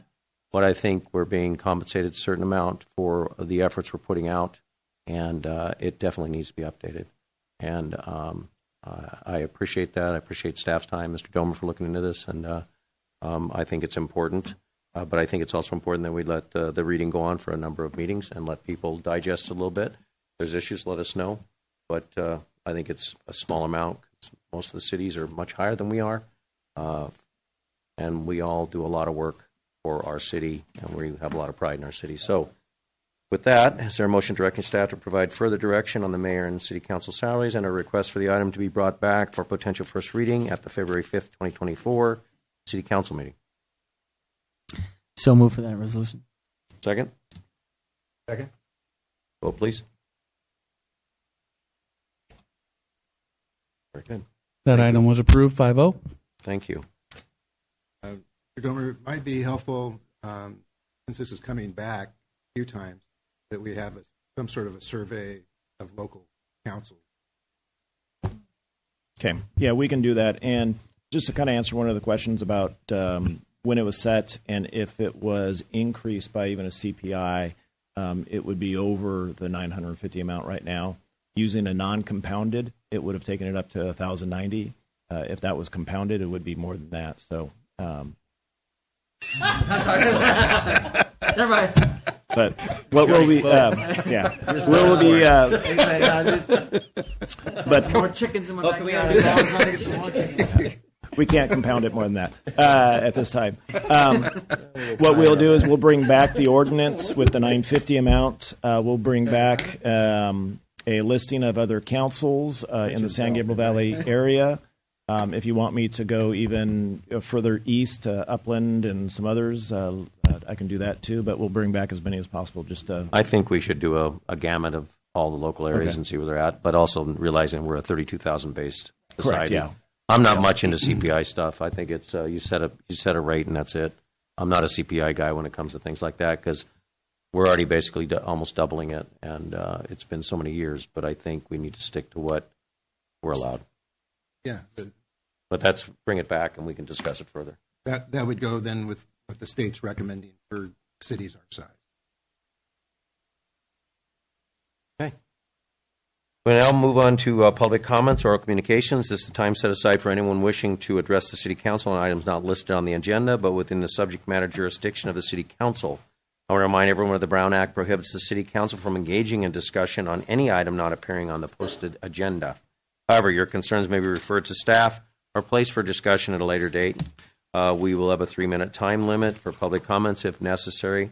At this time, those wishing to make comments and present here in the chamber can come up to the podium. I do have a card from Mary Teng. If you'd like to please come up.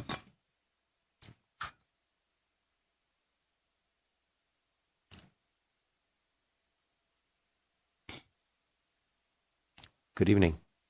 Good evening, and thank you for this opportunity for our group, the Tuesday morning Bible reading group. It's a Christian self-help support group, and we started in 2018 in November.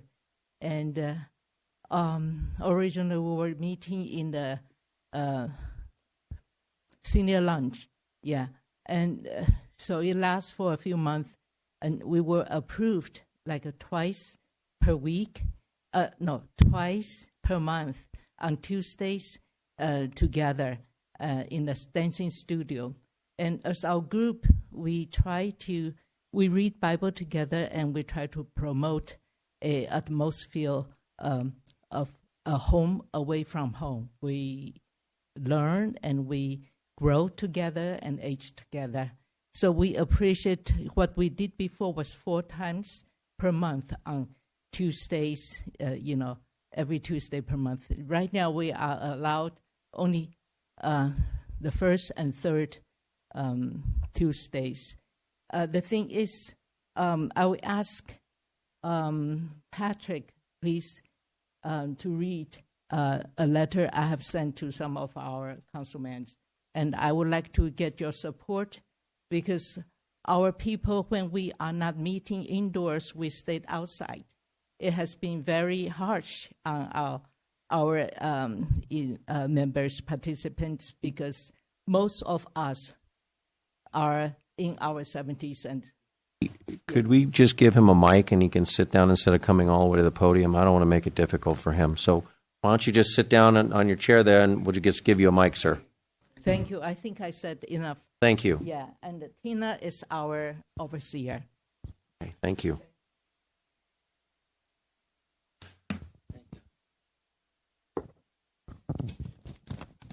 Thank you very much. My name is Patrick Ramirez, and I'm in the group that she's speaking about. She gave me this letter to read, and it says, as you know, our Bible reading group was approved to meet on Tuesday mornings in your senior lounge from November 2022 until June 2023, when you assigned the dancing studio for the program to gather from 10 until noon on the first and third Tuesdays of each month. We, a group of seniors in our 70s and 80s, 60s right here. I'm with you. We have been enduring harsh weather and staying outdoors for our Bible reading program on all all the other available Tuesdays. We stayed outside because you have prohibited us from using any of the classrooms inside, not even the senior lounge, which we used to enjoy when we met.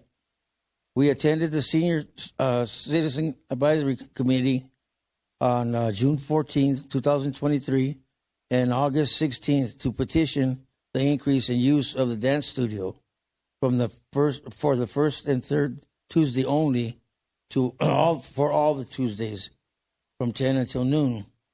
You declined our request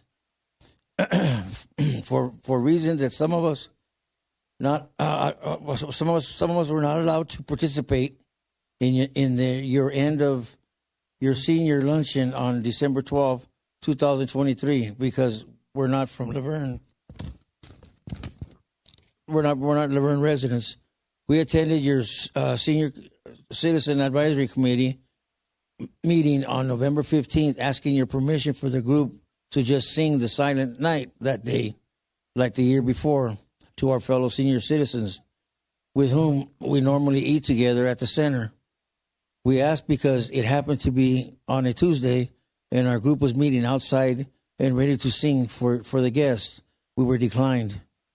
To our dismay, we were allowed to use the dance studio on December 19th, 2023, and January 2nd and the 16th, 2024, for mostly unspecific reasons. As a matter of fact, our program was completely deleted from the daily calendar of your City of Laverne Senior newsletter for the entire month of January 2024. On Tuesday, January 9th, 2024, Winiki and I finally received an application packet from Senior Group Facility Use from Armando Cincinnatus, who emphasized that the program overseer must be a Laverne resident and that he or she is required to be present to the end each time the group uses your Laverne facility that may be assigned to us. Our group was never told that all the senior programs must reapply each year until Mr. Cincinnatus told us so on January 9th, 2024. Since June 2023, our record shows that we have been meeting outdoors 17 out of the 23 available Tuesdays. Please confirm and or clarify whether there are any miscommunications or disparity in your dealings amongst senior programs.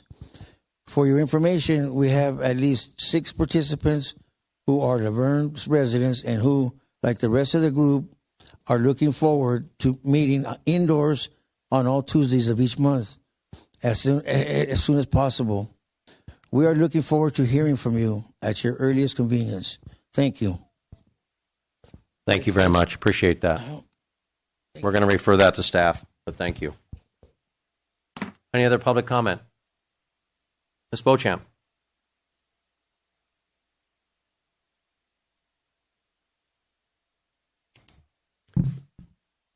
In regards to the people who just spoke, I know that the city of Laverne has an agreement with the Lutheran High School to use their gym facilities, and now that the school is closed, maybe there's some kind of an agreement that they can use classrooms for their prayer group, and that way it doesn't displace the community center or any other programs that the city might be offering during that time frame, and that way everybody can be happy, because I know for elderly people, community is big because a lot of them are alone, and losing that place to commune together and pray is, violation of the First Amendment. They should be able to assemble and practice their religion. So I hope you're really able to help those people. More importantly, I'm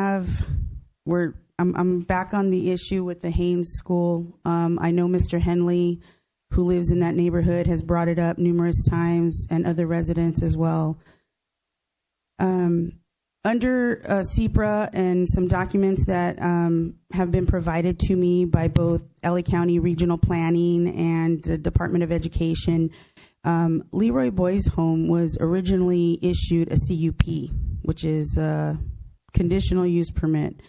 And at that time, and it specifically says it here, for a care facility of 72 boys. That school facilitates school or educational program for over 2,000 kids from over 14 different school districts. The number of cars that are parked on baseline it's just unconscionable to think that those people have to deal with people that are driving 70, 80 miles an hour down that street. I did not bring them tonight, but I have photographs of school buses that are parked in the median. So imagine a full-size school bus parked in the center divider, and these kids are having to jaywalk to the school. This has to be some kind of violation of safety for children and education, even if it's considered a private school. I know they're not part of Bonita Unified School District, but if they're an accredited school, this something has to be done. And I get it. It's in that little Bermuda Triangle. It's unincorporated county of LA. It's monitored by CHP because it's baseline road and not a city street. But I know that, this council cares deeply, especially Mr. Crosby, working in a school district and having young children of school age. We need to do something to facilitate this to be done in a much safer manner, and not just for the children, but the staff and the local residents. It wasn't long ago that there was a owner here dealing with her lot, and she's going to get her house built, her construction going, and she's going to have to deal with that. She talked about maybe getting that sign that says no parking right in front of her house because it's going to be on baseline road. So there's obviously an issue with the parking there, but it's not just the parking. It's the safety of the children, and the children are part of our community. And, Leroy Boys Home has been a staple in our city, and now it's owned by Haynes, and, that's a larger group. Just wish that somebody in the city, whether it's permitting, now that we have somebody that, or code enforcement or something can be done from a legal standpoint so that we have a leg to stand on. You know, it's an election year. I know Catherine Barger isn't going to want to touch that and say, oh, well, the school got shut down because they weren't permitted properly. That's going to go well for her election. So, I mean, I get it. I understand that this is a very sensitive subject, but I think it is one of high importance that somebody in this council, the city, needs to be addressed. So, thank you. Thank you, Ms. Beauchamp. Anyone else on public comment? Yes.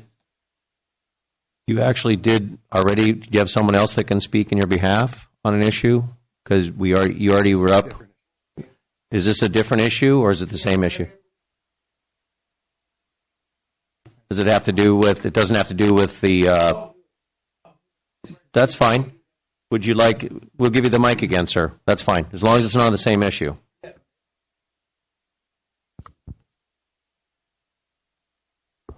Yeah, I got bit by a mosquito with the West Nile virus, and I found myself homeless.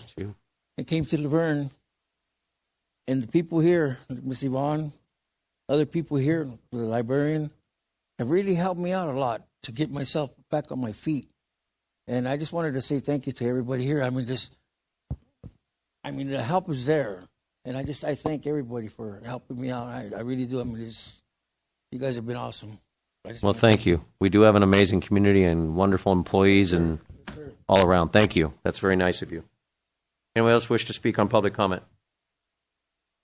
With that, we're going to close public comment. We move to council comments. Councilmember Johnson. Again, I'd like to remind people about the earthquake brace and bolt system. In my district, District 1, there are a lot of homes that are older homes that are not bolted to foundations. This program can pay up to 100% of the cost to brace your house or to bolt it down. The time to register is now. Registration closes February 21st, 2024. Let's not wait until the house is off of its foundation before you do something. Thank you. Thank you, Councilmember Johnson. What's that? It is earthquakebraceandbolt.com. It's all one word. So earthquake, brace, bolt. Sorry, earthquake, brace, bolt. Say that fast 5 times. Or if you Google it. Councilmember Cash. I know that's what I got. I gotta get there for you. Hey, please, I mean, God, just, you know, hey, any opportunity that can help our residents, you know, that's awesome. Take advantage of that, because if you don't, somebody else will. Let's try to secure our homes. Happy New Year, everybody! 2024, first council meeting. That's for 2024 here in January. I look forward to continuing to service our great community, to be there of service, and to provide whatever I can do, resources to help our community stay safe. I am the public safety guy. I work really hard and tirelessly over these years to make sure that we can do what we can. And I know we got some good things coming.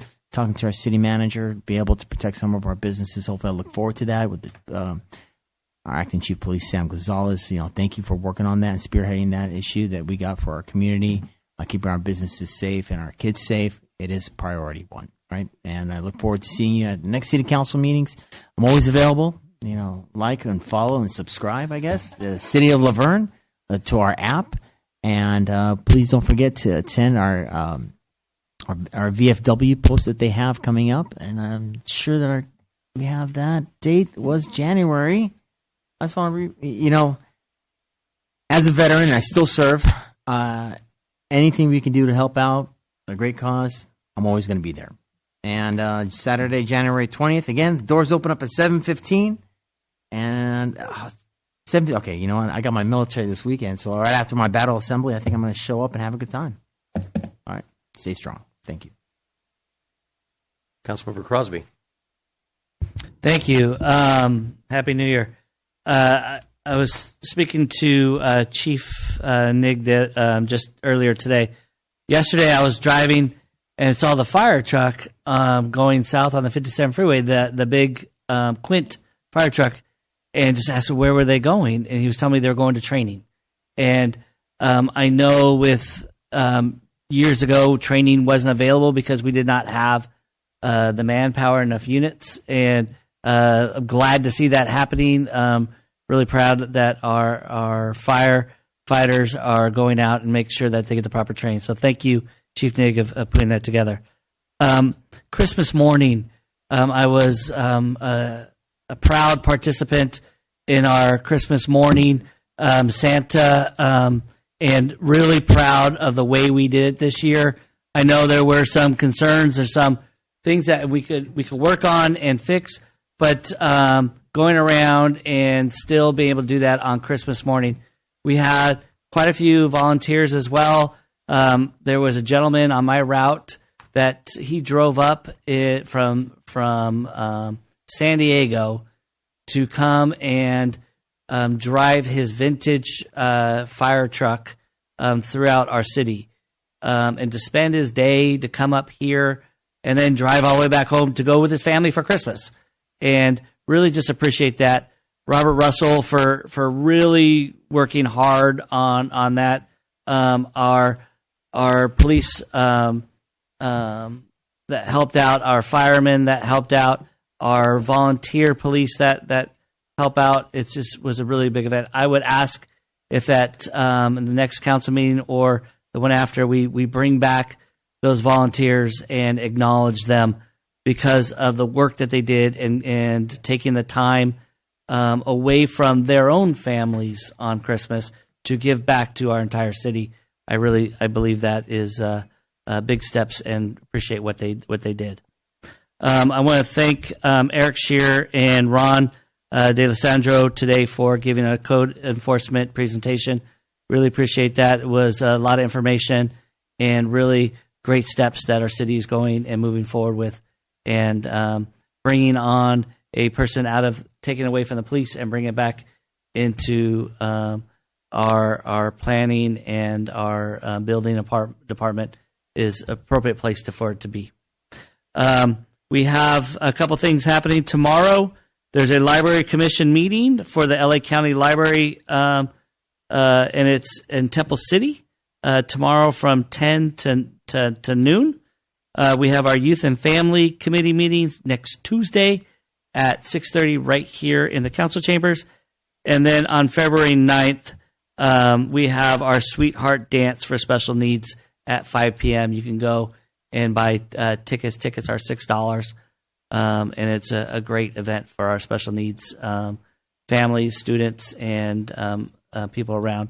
Nice little Sweetheart Dance. Thanks, Yvonne, for your department really putting that on.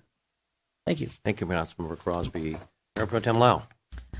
So just want to reiterate, again, I think it's if you've seen the meme, let's circle back after the holidays. We're all circling back. So we're in full force with meetings and everything else. And so I know Active Transportation just met last week. As Mr. Crosby indicated, we also have a youth and family action. And I don't know if you heard, but unfortunately we won't have students at this one since our 2 reps will be gone. So if you have any students that would like to come to our Youth and Family Action Committee meeting, it is next Tuesday at 6:30. We'd love to have input from our youth. So that would be fantastic.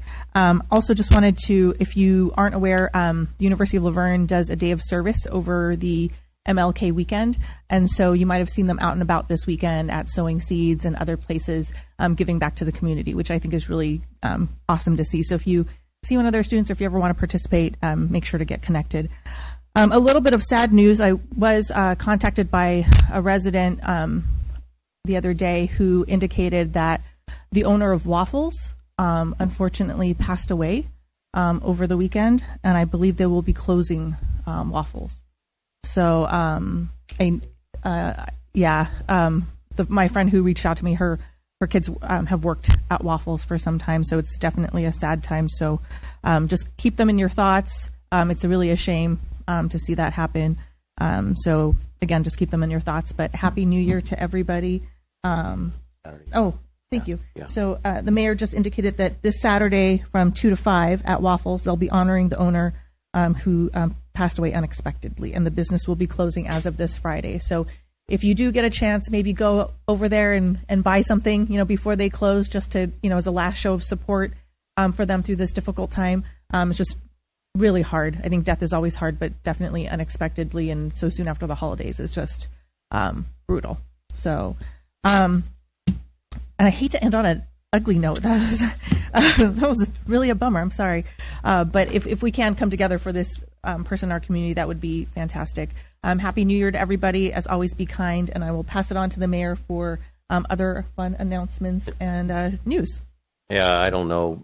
Those that you have been by Waffles or visited Waffles, that man was out there every single day, sun or shine, rain or sleet. That guy was out there every time, and he worked so hard. So condolences to him and his family. So if you can make it out there, it'd be nice to tribute to him, because people love the place. They love Waffles. So unfortunately, we're very sorry, and condolences to the family. On Monday, January 29th, we have the State of the City address at the University of Laverne Campus Ballroom, 2002nd Street at 10 a.m. So if you've got nothing else to do, come on down. We'll give you a little purview of our wonderful city and what's going on.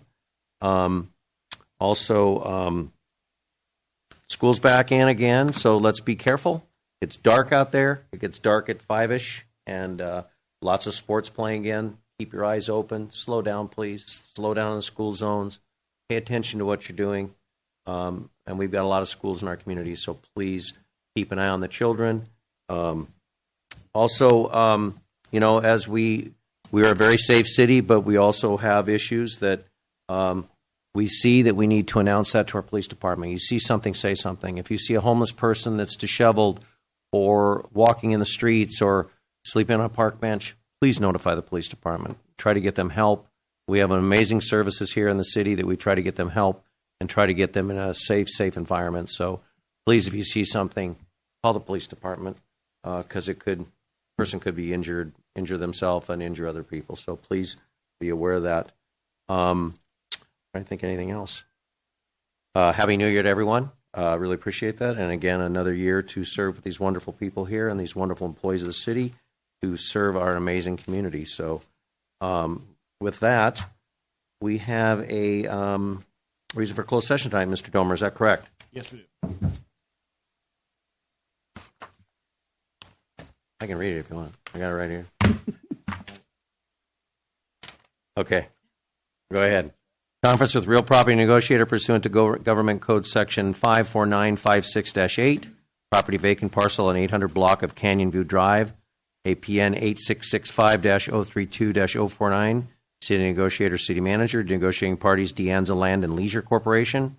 Conference with legal counsel, existing litigation pursuant to Government Code Section 54956.9, one case, City of Whittier, ETAL versus Los Angeles Superior Court, ETL Los Angeles Superior Court case number 23-STCPO-3579, and public employee performance evaluation pursuant to Government Code 54957B-1, semicolon-1, which is the city manager. Our next meeting of the City Council will be Monday, February 5th, 2024 at 5:30 p.m. with a study session and closed session followed by the regular City Council meeting at 6:30. Are we going to be reporting out, Mr. Domer or Mr. City Attorney? We will not be reporting out. I'll not be reporting out. No, we just announced. With that, we'll recess into closed session. Our next scheduled meeting, as I said, February 5th, 2024, 5:30 p.m. for study session. We will recess into closed session. Thank you all for coming.